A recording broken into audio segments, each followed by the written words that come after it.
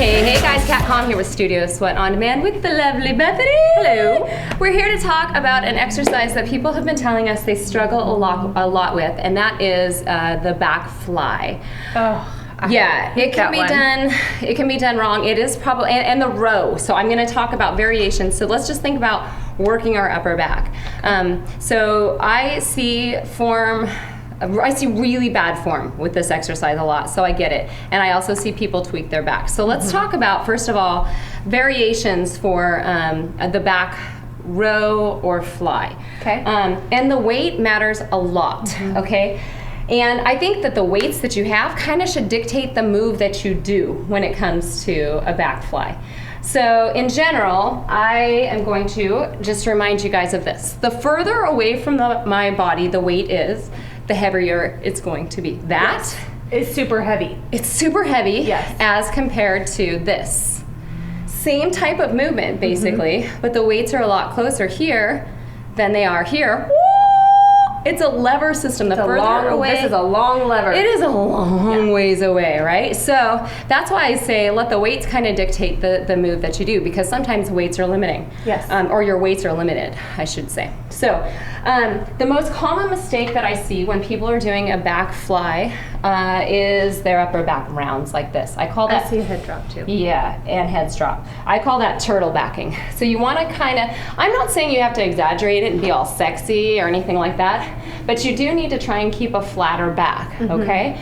And what'll happen, let's say I'm going to be doing a row. A row means your elbows are tucked in all the way to your sides, right? That means the weights are close. That's going to mean they're the lightest, okay, at that point, okay?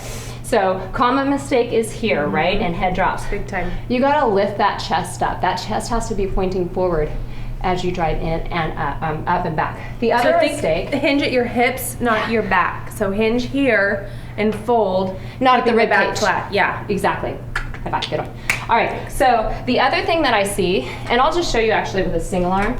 The other thing that I see people make a mistake doing is they don't keep their shoulder blade down and back. So my lat's engaged and my shoulder blade's in my back pocket throughout this movement, right?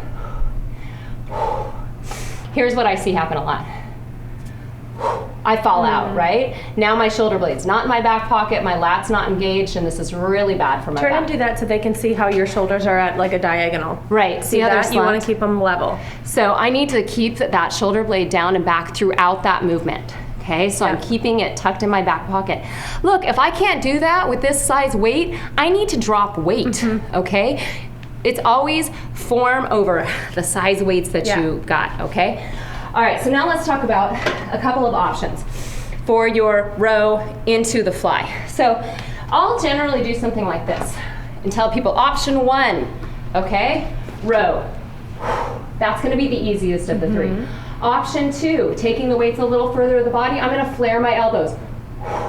That's the next level. Option 3, and this is gonna be hard for me with these weights, okay? But see, notice I'm keeping my chest lifted, okay, you guys? Option 3 is gonna be a fly where I take those weights away from my body.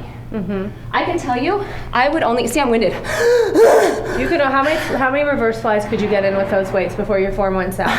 Probably only about 7. Yeah. And then I would be done. I would be toast. So that wasn't the right weight selection for me. Usually I want to go higher rep, like not high rep necessarily, but 10 to 12. 10 to 12, yeah. Okay, so again, let's recap, okay? Those are some variations. Oh, let me show you one more before I forget. Now for this last one, I'm gonna need just a set of 5-pound weights. Okay, so she grabbed me a set of 5-pound weights, and I know that seems incredibly light, but like a strong guy would use 10s for these, or maybe 12s. It's the straight arm back fly, okay? So when I was doing that other fly, I had a ballerina arm throughout the movement. My elbows were soft, they were bent. For a straight arm fly, I'm actually gonna leave those elbows straight throughout the movement. Which direction are my palms facing at the top? Towards the ground? Yeah, and forward towards air, kind of both, all right? But I'm keeping my arms straight throughout the movement, and that's a lot more difficult. Again, I'm doing something like that. You gotta go lighter weight so that you don't screw up your form, guys, okay? And don't turtle back it. Option 1, okay, let's go through them. Okay. What did I say option 1 was? Easiest regular, of the 3. Regular row, elbows in, back flat, chin up. Basic row. Yep. Another thing you guys can do if you're trying to protect that lower back, offset your stance. This is called an offset stance. Got that? So I've got one foot in front of the other. This is what not to do. See how my heel's down, Eric? You got to protect that back right there. Pull it up, down. Shoulder blades staying in the back pockets, yes? Mm-hmm. Option 2, flare the elbows. So now my hands are going to be down and I'm going to drive it down, out and back. My palms are facing down. That's going to be a little bit more challenging. Option 3, palms facing each other, ballerina arm, right, throughout the movement. Ready? Go. See, even 1 wasn't that good. I couldn't do that many of these. It's tough. And then with your 5s. And then option 3, depending on the weights that you have available, if you only have 5s, you probably should be doing a straight arm one, right? Mm-hmm. And that's going to be this guy with the straight arms. I'll go from this direction. What's your Bethany? Inches. What? How close Inches. was that, right? Yeah, I didn't flinch though. Straight arm. If you have a bench that you can lay your chest on like this, an incline bench, I would be laying on it, keeping my body isolated. Good. Anyway, so those are the things to watch for, guys. Carve up your back by doing those exercises. Yes. If you're looking for body sculpting, fat torching exercises, you're gonna go to Studio Sweat On Demand.